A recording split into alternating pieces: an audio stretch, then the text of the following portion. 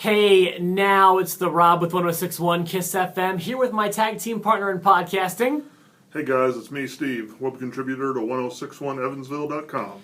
And again, we are a day late with our Monday Night Raw review, but always happy to share our thoughts with the latest episode of Raw, the Raw after Payback, the first Raw of the new era, quote-unquote, with Shane and Stephanie both at the helm. No immediate dissension between Shane and Stephanie. They're actually kind of getting along, although I'm sure it's just a calm before a hurricane. Yeah, the slow burn, if you will. Yeah. Overall impressions of the show, you want to start there? It's a decent show. I give it C+, B. That's exactly what I gave it, a C+. It was just, to me, it was very, very normal. Yeah. I feel like there's a short period of time before the next pay-per-view, only 3 Raws between Payback and Extreme Rules. I kind of expected more to happen. That didn't exactly happen, but I took a few notes from the show. Okay. The first thing I wrote down was I wanted to talk about the Bullet Club. I wrote that down first because I wanted to talk about them in the last Raw review, and I totally forgot about it. So I tried to organize my thoughts better this time, and I like that they're kind of putting the pedal to the metal with this. Like they're not really doing a slow build with the Bullet Club or Balor Club. I'm calling them Bullet Club until they tell me otherwise. Yeah. But stuff is happening. That's making me happy. A lot of people speculating what the end goal is going to be when it comes to the Bullet Club, the Balor Club.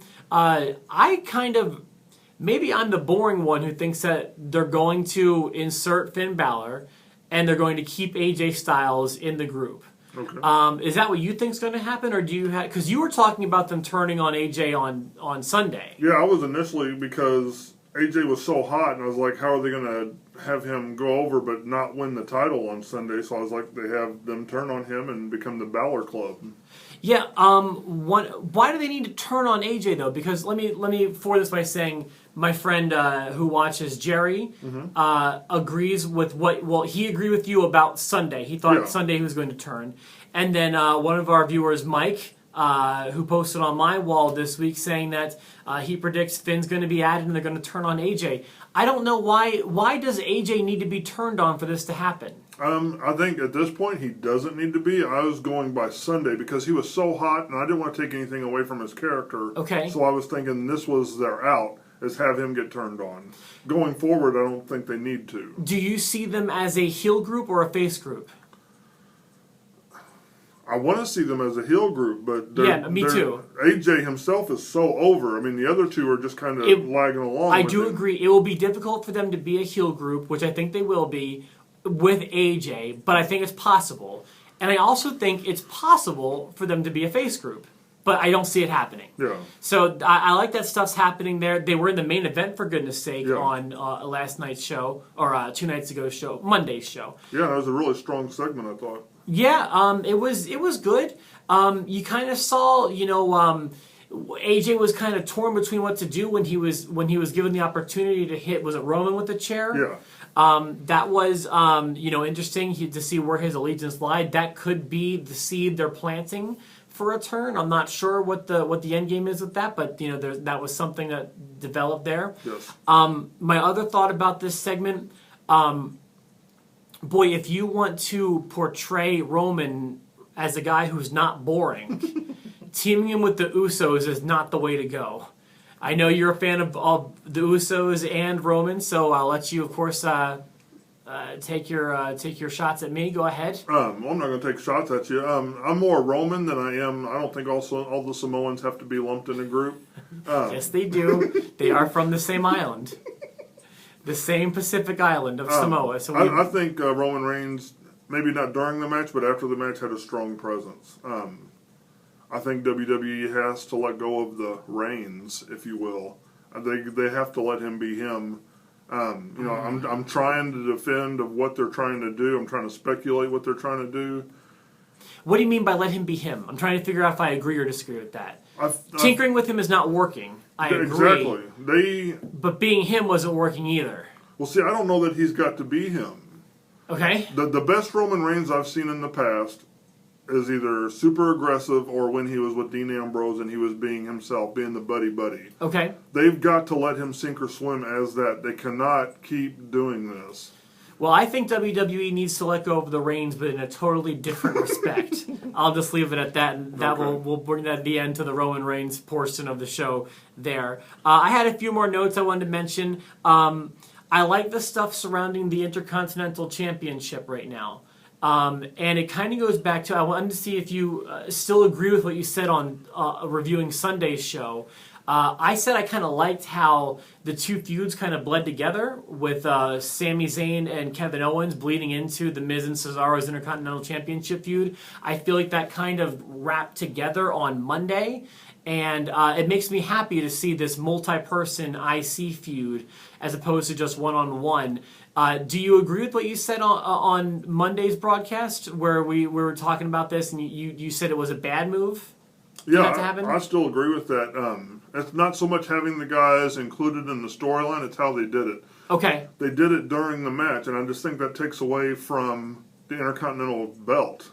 I mean, it's like WWE, we're not going to give this true spot to this belt. We're going to lead it to another part of the story. And I just think that takes away from it.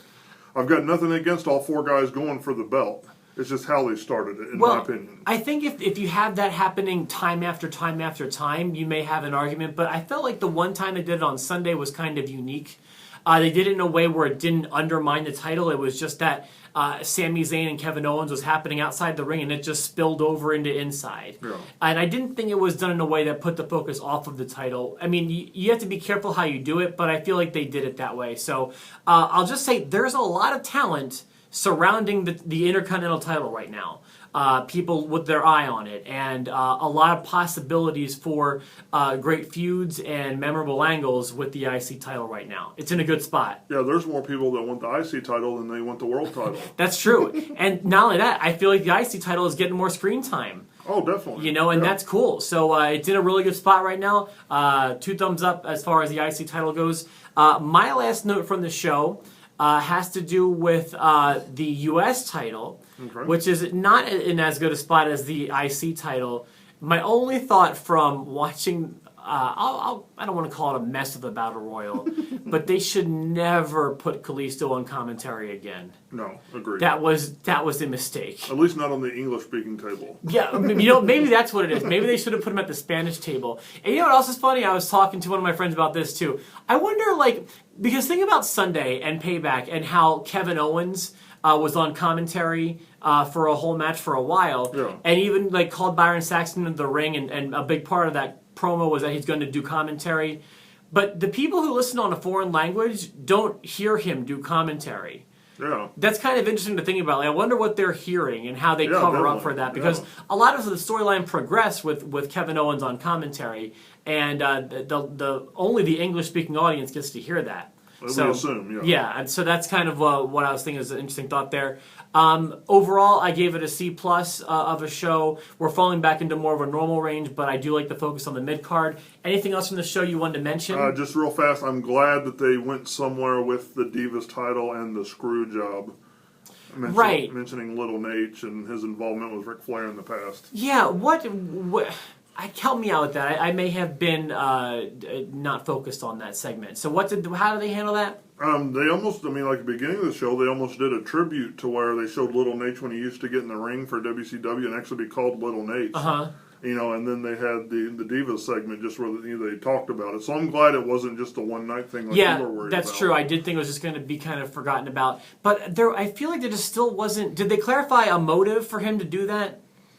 I don't think they have as of yet. I think, unfortunately, they're going to drag the story. Or is it just implied that he's Ric Flair's buddy and that's why he did it? Yeah, he's almost like Ric Flair's personal referee now. Like he was in WCW. If that's where they're going, I feel like there's something there. Yeah. If it's just a one-time thing, I just feel like it was kind of a lame way to glom off of the screw job. So those are our thoughts about Monday Night Raw.